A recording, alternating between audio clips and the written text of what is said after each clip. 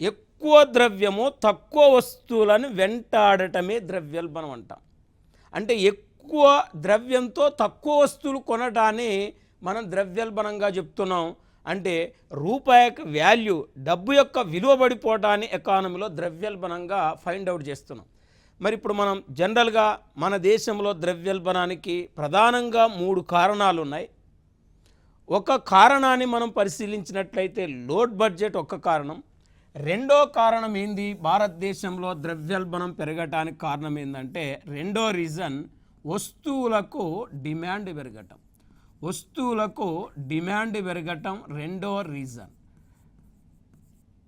మూడో రీజన్ ఏంటంటే వస్తువుల సప్లై తగ్గటం. వస్తువుల సప్లై తగ్గటం అంటే వస్తువుల సప్లై తగ్గి ఇక్కడ వస్తువులకు డిమాండ్ పెరిగి అంటే సప్లై కంటే డిమాండ్ ఎక్కువ ఉండటం వల్ల ఎకానమీలో ధరలు పెరుగుతాయి.